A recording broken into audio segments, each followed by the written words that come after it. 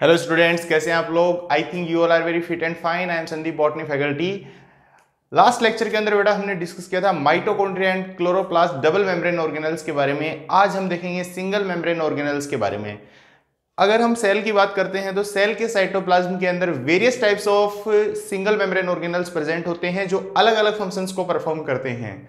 उनके अंदर से कुछ ऑर्गेनल्स ऐसे होते हैं बेटा जो कि एक कोऑर्डिनेटेड मैनर के अंदर यानी एक सीक्वेंस के अंदर फंक्शंस को परफॉर्म करते हैं, जिनको हम इंक्लूड करते हैं अंडर द एंडोमेम्ब्रेन सिस्टम। सो हम देखते हैं बेटा कौन कौन से वो ऑर्गेनल्स हैं जो एंडोमेम्ब्रेन सिस्टम के अंदर इंक्लूड होते हैं। वन बाय वन हम उनको डिस्कस करते हैं। तो चलो देखते हैं कि वो कौन कौन से ऑर्गेनल्स हैं। Various organelles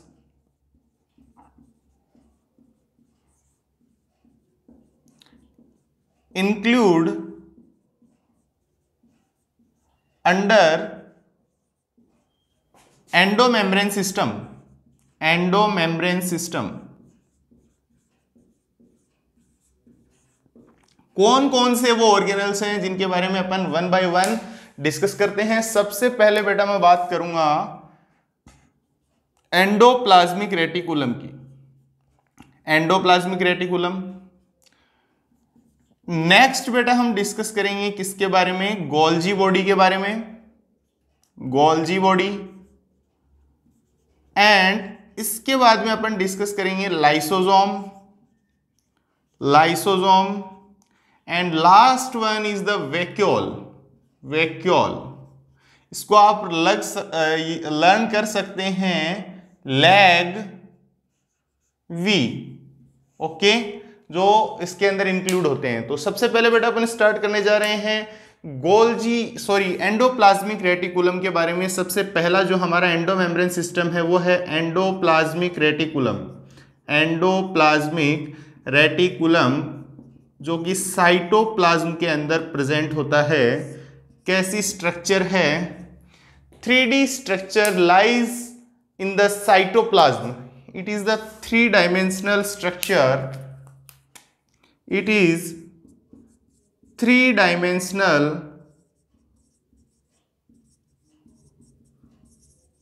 structure present inside the cytoplasm, inside the cytoplasm, जो कि बेटा साइटोप्लाज्म के अंदर प्रेजेंट है। ठीक है। इंट्रासेलुलर कंपार्टमेंट्स प्रेजेंट होते हैं। उसको अपन 2 पार्ट्स में हम डिवाइड करते हैं। एक होता है बेटा ल्यूमिनल और एक होता है एक्स्ट्रा ल्यूमिनल कंपार्टमेंट्स। अगर अपन इसके स्ट्रक्चर की बात करें तो कुछ ऐसी स्ट्रक्चर होती है। ये यहां पे मैं ड्रॉ करने जा रहा हूं। ये बेटा जो मैंने ऐसी स्ट्रक्चर ड्रॉ किया, सर ये तो आपने न्यूक्लियस बना दिया। हाँ बेटा, इस न्यूक्लियस की मेम्ब्रेन के सराउंडिंग में ये प्रेजेंट होते हैं। यहाँ पे इस मेम्ब्रेन की न्यूक्लियस है, उसकी जो आउटर मेम्ब्रेन होती है उसके चारों तरफ ये सराउंडेड होते हैं, जिसको हम एंडोप्लाज्मिक रेटिकुलम भी बोलते हैं कंबाइंडली। और इसके ऊपर कुछ स्ट्रक्चर्स प्रेजेंट होती है जिसे हम बेटा क्या बोलते हैं, राइबोसोम्स बोलते हैं। जिसको अपन क्या बोलते हैं, राइबोसोम्स। राइबोसोम्स बोलते हैं। और ये है, इसको अपन बोलते हैं ल्यूमिनल। और इसके आउटसाइड में जो कंपार्टमेंट प्रेजेंट है इसको अपन बोलते हैं extra luminal compartment. Extra luminal compartment. Okay, then अपन इसको डिस्कस करते हैं on the basis of presence of ribosomes की प्रेजेंस और एब्सेंस के बेसिस पे। On the basis of presence और absence of ribosomes, on the basis of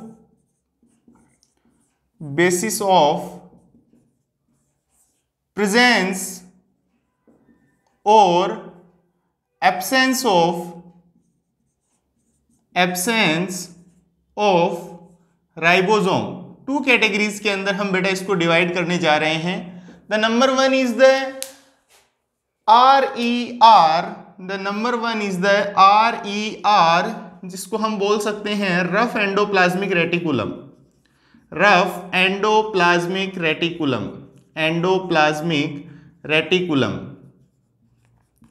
And next one is the smooth endoplasmic reticulum, जिसको हम बोलते हैं SER, यानी स्मूथ एंडोप्लाज्मिक रेटिकुलम। बेटा प्रेजेंस और एब्सेंस हमने किसकी ली है यहाँ पे, राइबोसोम्स की। तो अपन सिंपली बोल सकते हैं बेटा यहाँ पे जो राइबोसोम्स होंगे वो क्या होते हैं, एब्सेंट होते हैं। राइबोसोम्स जो होते हैं यहाँ पे प्रेजेंट होते हैं, RER के अंदर राइबोसोम प्रेजेंट होते हैं, और यहाँ पे राइबोसोम क्या होते हैं, एब्सेंट होते हैं। यहाँ पे राइबोसोम एब्सेंट होते हैं। इसकी जो सरफेस होती है वो कैसी होती है बेटा, रफ सरफेस होती है, और यहाँ पे जो सरफेस होगी वो कैसी होगी, स्मूथ सरफेस होती है। इसकी जो सरफेस होती है वो कैसी होती है, स्मूथ होती है। और मेन फंक्शन इसकी हम बात करते हैं, play role in protein synthesis में ये रोल प्ले करते हैं, play role in protein synthesis. Okay, play role in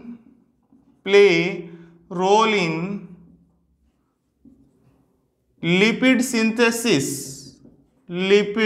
synthesis के अंदर ये अपना रोल प्ले करते हैं। और दूसरी हम बात करते हैं तो ये डिटॉक्सिफिकेशन करते हैं, यानी जितने भी हार्मफुल वेस्ट्स होते हैं, टॉक्सिक मटेरियल होते हैं, उनको ये सेल से बाहर निकालने का जो फंक्शन है ये परफॉर्म करते हैं in the very simple way. और अपन बात करते हैं जो हमारा एंडोप्लाज्मिक रेटिकुलम है, ER जिसको हम बोलते हैं, वो 3 कंपोनेंट से मिलके बना होता है। ER जो है वो 3 कंपोनेंट से मिलके बना होता है। The number 1 is the cisternae, number 2 is the vesicles, and number 3 is the tubules. Okay, tubules. जो सिस्टर्नी होती हैं यहाँ पे राइबोसोम प्रेजेंट होते हैं, इन दोनों के अंदर राइबोसोम्स एब्सेंट होते हैं।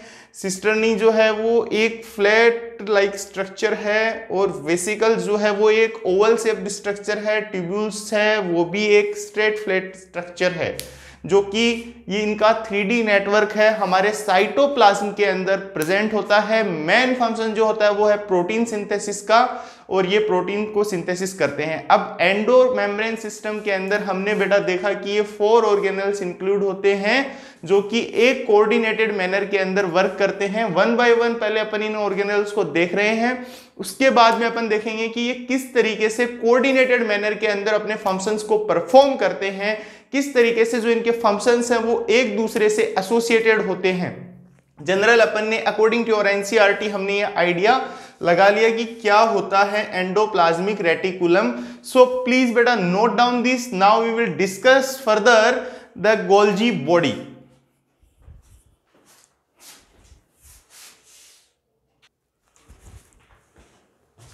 हाँ बेटा, सेकंड जो हमारा ऑर्गेनल है वो है कौन सा, Golgi body.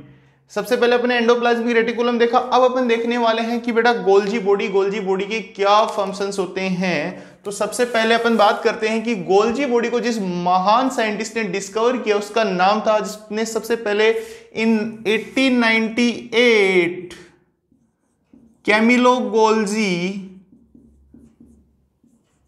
Golgi observed the stand reticular structure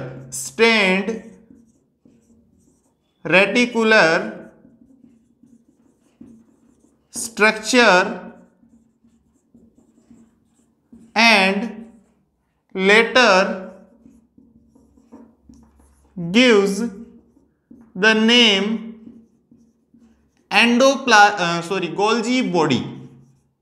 Golgi body. सबसे पहले बेटा जिसने इसको ऑब्जर्व किया उन महान साइंटिस्ट का नाम था कैमिलो गोल्जी, जिनको हम बोलते हैं कैमिलो गोल्जी नाम के एक साइंटिस्ट ने सबसे पहले इसको क्या किया, ऑब्जर्व किया। एक स्टैंड रेटिकुलर स्ट्रक्चर, एक नेटवर्क जैसा स्ट्रक्चर उसने न्यूक्लियस के पास में देखा, और इसको बाद में नाम भी दिया कैमिलो गोल्जी ने, गोल्जी बॉडी इसको नाम दिया। अब कैसी स्ट्रक्चर होती है तो इसके बारे में अपन डिस्कस करने वाले हैं बहुत अच्छे से। कॉन्सेंट्रिकली रिंग लाइक एक स्ट्रक्चर्स होती हैं, जैसा कि मैं बनाने जा रहा हूं। इसके भी 3 ही कंपोनेंट्स होते हैं। ये बेटा मैं कुछ कंसेंट्रिक सी स्ट्रक्चर्स बना रहा हूं, जिसको मैं बोलता हूं क्या, सिस्टर्नी। और ये जो कंसेंट्रिक स्ट्रक्चर्स हैं ये आपस में एक दूसरे से एसोसिएटेड होती हैं। ये आपस में क्या होती हैं, एक दूसरे से एसोसिएटेड होती हैं। और ये बेटा मैंने बनाई है कुछ वेसिकल्स। ये आपके सामने जो आपको स्ट्रक्चर दिखाई दे रही है इसको हम बोलते हैं गोल्जी बॉडी। और ये एक दूसरे से ट्यूब्यूल से आपस में इंटरकनेक्टेड हैं। ये आपस में एक दूसरे से इंटरकनेक्टेड हैं। इसको बेटा हम बोलते हैं सिस्टर्नी। क्या बोलते हैं इसको हम, सिस्टर्नी। और इसकी जो लोकेशन है बेटा ये नियर द न्यूक्लियस प्रेजेंट होती है, यानी इसके साइड में कौन प्रेजेंट होगा, न्यूक्लियस प्रेजेंट होता है। इस फेस को अपन बोलते हैं सिस फेस। सिस फेस भी हम इसको बोलते हैं। और इसको अपन कॉनकेव फेस बोलते हैं, कॉनकेव फेस बोलते हैं। ये कहां पे, ये वाला जो इसका सिस फेस जो बेटा प्रेजेंट है ये टुवर्ड द न्यूक्लियस है। और इसके अपोजिट वाला जो फेस है उसको बेटा अपन बोलते हैं ट्रांसफेस। इसको अपन क्या बोलते हैं, ट्रांसफेस बोलते हैं। इसको अपन बोलते हैं ट्रांसफेस। और ये कहां पे प्रेजेंट है, अपोजिट साइड में, किसके, न्यूक्लियस की अपोजिट साइड में ये प्रेजेंट है। और इसको हम बोलते हैं कॉन्वेक्स फेस। कॉन्वेक्स फेस भी हम बोलते हैं, या मैच्योरेशन रीजन भी जिसको हम बोलते हैं। और ये आपको जो स्ट्रक्चर्स दिखाई दे रही हैं इनको अपन बेटा बोलते हैं वेसिकल्स। 3 पार्ट से मिलके बना है। सेम ये भी सिस्टर्नी, वेसिकल्स और ट्यूब्यूल से मिलके बना है। किस किस सेल के अंदर प्रेजेंट होगा, it is present in all eukaryotic cells. It is present in all eukaryotic sales. All eukaryotic sales के अंदर ये प्रेजेंट होता है। In plants it also called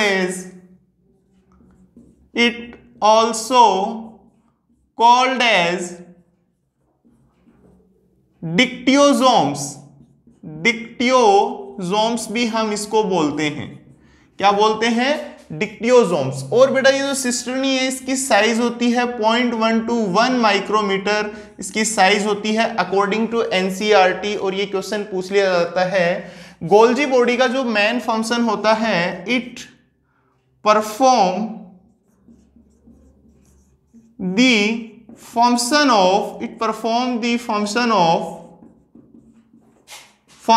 of packaging the material comes from endoplasmic reticulum. Endoplasmic reticulum comes from endoplasmic reticulum। देखो होता क्या है, इसकी जो पोजीशन है बेटा, ये जो हमारी गोल्जी बॉडी है इसकी पोजीशन है वो जस्ट न्यूक्लियस के पास में है। और न्यूक्लियस की आउटर मेम्ब्रेन पे एसोसिएटेड है endoplasmic reticulum. And endoplasmic reticulum protein synthesis का फंक्शन करता है। और वो प्रोटीन को सिंथेसाइज करके in the form of vesicle वो रिलीज करता है साइटोप्लाज्म के अंदर। देन जो वो वहां से रिलीज हुआ protein in form of vesicle are attached to the cis face of Golgi body या concave face of Golgi body and comes under the compartments. इनके जो ल्यूमिनल कंपार्टमेंट्स हैं उनके अंदर ये एंट्री लेता है। और यहां पे एंट्री लेने के बाद में उसके अंदर मॉडिफिकेशन एंड प्रोटीन की पैकेजिंग करने का जो फंक्शन होता है बेटा वो कौन परफॉर्म करता है, Golgi body. After the modification and packaging release by the Golgi body intracellularly या और outside the cell. After modification क्या होता है, सबसे पहले बेटा क्या होगा, सबसे इंपॉर्टेंट बात, ये आपका ईआर है। ईआर के अंदर प्रोटीन सिंथेसाइज होता है। वो प्रोटीन को क्या करेगा, प्रोटीन सिंथेसाइज हुआ उसे रिलीज करेगा। देन यहां से इन form of vesicle, in form of vesicle, और ये वेसिकल जो है ये कहां पहुंचेगी, गोल्जी के पास में पहुंचेगी। और गोल्जी क्या करता है बेटा, इन वेसिकल्स के अंदर मॉडिफिकेशंस करता है, मॉडिफिकेशंस करता है और पैकेजिंग करता है, पैकेजिंग करता है। After modification and packaging release into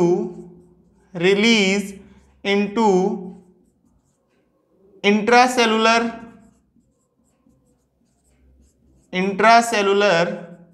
और outside the cell, outside the cell, और आउटसाइड द सेल उसको क्या कर देता है, मटेरियल को रिलीज कर देता है। ये जो फंक्शन है बेटा ये किसका है, हमारे गोल्जी बॉडी का। और जो बेटा आपका ग्लाइकोलिपिड एंड ग्लाइकोप्रोटीन का जो फॉर्मेशन होता है वो भी कहां होता है, गोल्जी बॉडी के अंदर ही होता है।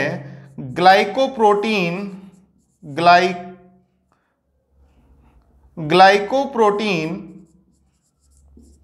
And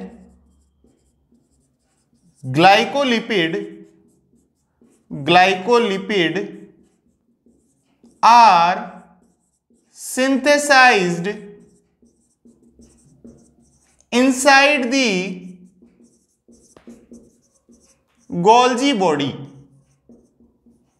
inside the Golgi body, वो भी गोल्जी बॉडी के अंदर ही ये सिंथेसाइज हो जाते हैं। ग्लाइकोप्रोटीन एंड ग्लाइकोलिपिड जो दोनों है ये भी गोल्जी बॉडी के अंदर ही सिंथेसाइज होते हैं। सो please note down this.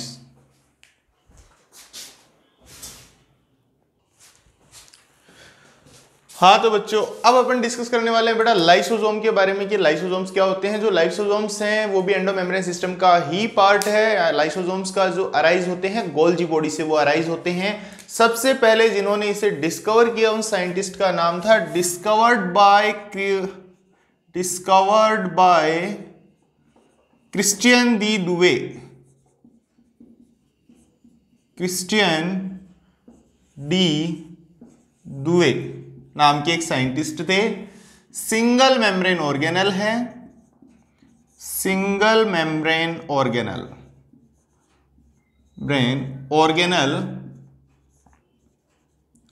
Arise from Golgi body, arise from Golgi body.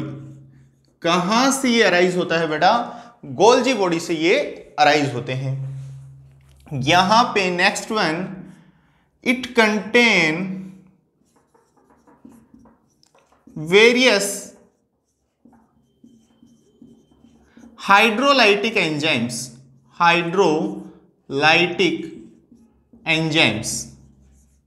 Hydrolytic enzymes का काम क्या होता है, ये जो हाइड्रोलाइटिक एंजाइम्स हैं वाटर को एडिशन करवा के ये क्या करते हैं बेटा, ब्रेक करते हैं जो भी हमारे कार्बोहाइड्रेट्स, प्रोटीन्स, फैट्स, जो भी मैक्रोमोलिक्यूल्स हैं उनका ब्रेक डाउन करते हैं वाटर के एडिशन की हेल्प से। जो भी हैं जो बॉन्ड बनाते हैं, ग्लाइकोसाइडिक बॉन्ड या फिर पेप्टाइड बॉन्ड जो फॉर्म करते हैं, तो कौन कौन से हैं हमारे हाइड्रोलेजेस, उनके बारे में अपन बात करते हैं। हाइड्रोलेजेस जो हैं बेटा, हाइड्रोलेजेस जो हैं इसके अंदर various types of hydrolases present होते हैं, like lipases, carbohydrase, like protease, nuclease. ये जितने भी मॉलिक्यूल्स हैं बेटा, ये जितने भी एंजाइम्स हैं, ये सारे हाइड्रोलाइटिक एंजाइम्स हैं। वाटर के एडिशन से ये क्या करते हैं, जो ग्लाइकोसाइडिक बॉन्ड को ब्रेक करते हैं, प्रोटीएज यानी जो पेप्टाइड बॉन्ड्स हैं उनको ब्रेक करते हैं, और ये किसी भी मैक्रो मॉलिक्यूल को डिग्रेड करने का जो फंक्शन होता है वो करते हैं। और ये कहाँ प्रेजेंट होते हैं बेटा lysosomes, it is present in all eukaryotic cells, it is present in all eukaryotic cells, all eukaryotic cells, eukaryotic cells, except RBC. Plant cell के अंदर इन्हें स्पीरोजोम्स के नाम से जाना जाता है। तो इनकी जो फंक्शनिंग है 4 टाइप्स के होते हैं बेटा। They are activated at acidic pH. ये जितने भी हाइड्रोलाइटिक एंजाइम्स हैं, hydrolytic enzymes are active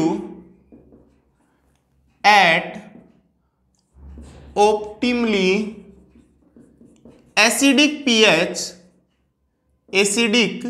pH, so also called acid hydrolases,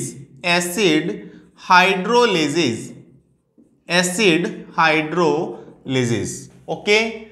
4 types के होते हैं बेटा ये, मेनली जो लाइसोसोम्स हैं 4 टाइप्स के होते हैं। लाइसोसोम्स की हम बात करते हैं। लाइसोसोम्स, नंबर 1 प्राइमरी लाइसोसोम,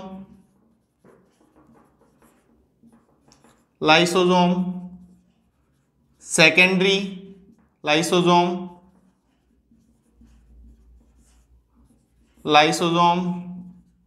और third one is the tertiary lysosome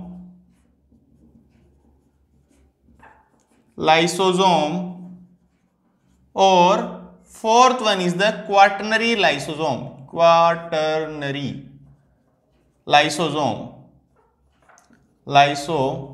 जिसको हम क्या बोलते हैं, ऑटोफेगी भी बोलते हैं।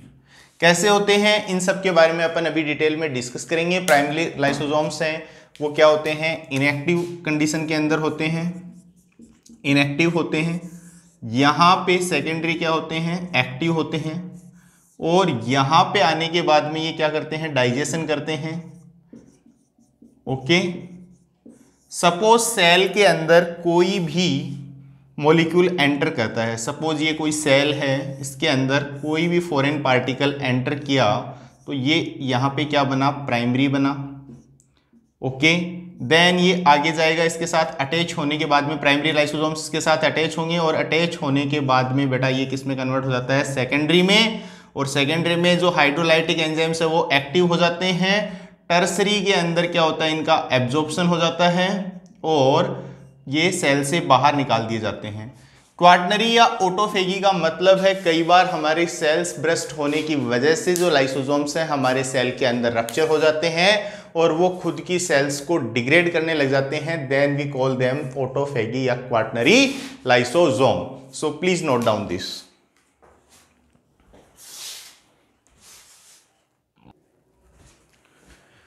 हाँ तो बेटा अब अपन डिस्कस करने वाले हैं कि ये जितने भी ऑर्गेनल्स हैं हमने एंडोमेम्ब्रेन सिस्टम के अंदर इंक्लूड किए इन ऑर्गेनल्स को, तो इसके बारे में अपन डिस्कस करते हैं कि कैसे ये एक दूसरे के साथ कोऑर्डिनेटेड मैनर के अंदर फंक्शन करते हैं।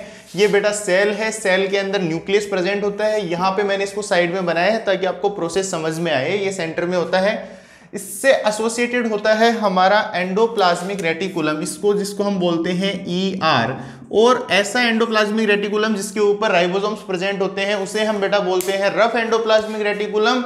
And rough endoplasmic reticulum performs the function of protein synthesis. जैसे ही बेटा ये प्रोटीन को सिंथेसाइज करता है, वेसिकल्स की फॉर्म में पिंच ऑफ कर देता है, रिलीज कर देता है साइटोप्लाज्म के अंदर।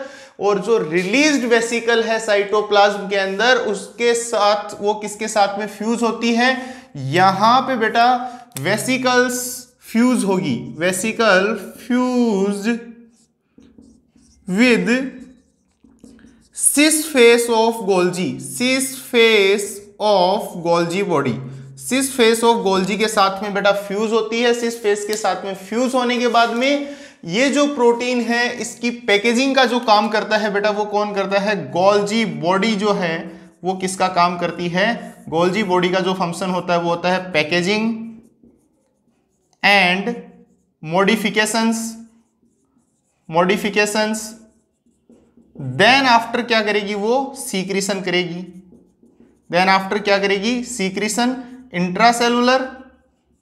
इंट्रासेलुलर या outside the cell, outside the cell, या तो इंट्रासेलुलर सेल के अंदर उसको ट्रांसपोर्ट करती है या सेल से बाहर। तो यहाँ पे जैसा कि आपने देखा कि ये मॉडिफिकेशन होने के बाद में प्रोटीन के चारों तरफ कोटिंग, और ये यहाँ से ट्रांसफेस जो है, trans face is situated just opposite to the nucleus, and cis face जो है वो न्यूक्लियस के टुवर्ड, जो न्यूक्लियस वाला है उसको हम सिस फेस या कॉनकेव फेस बोलते हैं, एंड जस्ट अपोजिट जो फेस है उसको अपन ट्रांसफेस या कॉनवेक्स फेस बोलते हैं। और यहां से बेटा क्या होता है, ये जो लाइसोसोम होता है ये रिलीज होता है, और लाइसोसोम यहां पे रिलीज हो गया, लाइसोसोम का फॉर्मेशन हो गया। अब आपको हमने लाइसोसोम को अभी डिस्कस किया था, लाइसोसोम की जो मैकेनिज्म है प्राइमरी सेकेंडरी टर्सरी क्वाटर्नरी, उसके बारे में अपन डिस्कस करते हैं। Lysosome is a single membrane bounded structure that arise from the Golgi body and that contain the hydrolytic enzymes, and hydrolytic enzymes are that enzymes that break the glycosidic peptide bond, जो water को release करवाने वाले bond को break करते हैं। और किसकी presence में, वाटर की प्रेजेंस में, वाटर को ऐड करके इन बॉन्ड्स को वो क्या करवाते हैं, ब्रेक करवाते हैं। वो हाइड्रोलाइटिक एंजाइम्स हैं। 4 टाइप्स ऑफ हाइड्रोलाइटिक एंजाइम्स हमने यहाँ देखे, कार्बोहाइड्रेज, लाइपेज, न्यूक्लियस, प्रोटीएज, और भी इसमें 50 to 60 types of enzymes present होते हैं। लाइसोसोम जो होता है वो बेटा वर्क करता है एसिडिक पीएच के ऊपर, इसलिए हम उसको बोलते हैं एसिड हाइड्रोलेजेस भी बोलते हैं। और ये जो एसिडिक पीएच पे वर्क करता है ये प्राइमरी लाइसोसोम की फॉर्म में प्रेजेंट होता है। प्राइमरी लाइसोसोम के अंदर जो एंजाइम्स होते हैं वो किस फॉर्म के अंदर प्रेजेंट होते हैं, इनएक्टिव। उसके बाद में क्या होगा, हमारी बॉडी के अंदर कैसा भी मॉलिक्यूल एंटर करता है, आउटसाइड जो मॉलिक्यूल्स हैं उनको डिग्रेड करने का काम करता है, और जो लार्ज मॉलिक्यूल्स हैं उनको डिग्रेड करने का काम करता है। जैसे ही अगर हमारी बॉडी के अंदर किसी भी सॉलिड मटेरियल की एंट्री होती है एंडोसाइटोसिस के थ्रू, तो उस प्रोसेस को हम बोलते हैं फेगोसाइटोसिस। अगर लिक्विड एंटर करता है तो उसको एंडोसाइटोसिस के थ्रू अगर लिक्विड एंटर करता है तो उस प्रोसेस को हम बोलते हैं पिनोसाइटोसिस। जैसे ही एंडोसाइटोसिस से कोई सॉलिड आया, उसने क्या फॉर्म किया, फेगोजोम। फेगोजोम बोलते हैं उसको, कोई भी सॉलिड यहां पे एंटर हुआ उसको हम फेगोजोम बोलते हैं। ये जो फेगोजोम है बेटा ये प्राइमरी लाइसोसोम के साथ में क्या हो जाएगा, एसोसिएट हो जाएगा, और इस कंडीशन को अपन बोल देते हैं सेकेंडरी लाइसोसोम। और सेकेंडरी लाइसोसोम के अंदर क्या होते हैं बेटा, ये एक्टिव एंजाइम्स प्रेजेंट होते हैं। कैसे एंजाइम्स प्रेजेंट होते हैं, active enzymes. Now these active hydrolytic enzymes start the process of digestion. किसका डाइजेशन करेंगे ये, अगर इसके अंदर फॉरेन मटेरियल, जो भी सॉलिड मटेरियल आया, अगर इसके अंदर कार्बोहाइड्रेट है, लिपिड है, न्यूक्लिक एसिड है, या फिर प्रोटीन है, तो इन सब का डाइजेशन ये एंजाइम्स इनके ऊपर एक्ट करके डाइजेस्ट कर देंगे, एंड देन इसको सेल एब्जॉर्ब कर लेगी। और रेस्ट ऑफ जो एक्सक्रीटरी वेस्ट इसके अंदर बचता है वो यहां से आउटसाइड में चला जाता है, किस प्रोसेस के थ्रू, वेसिकल्स की फॉर्म में, एक्सोसाइटोसिस प्रोसेस के थ्रू सेल उसको क्या करती है, बाहर निकाल देती है। तो इस प्रोसेस को अपन बोलते हैं इसीलिए एंडोमेम्ब्रेन सिस्टम। अब बात बची बेटा वैक्यूल की। वैक्यूल को हम सेपरेटली डिस्कस करेंगे, सो प्लीज नोट डाउन दिस।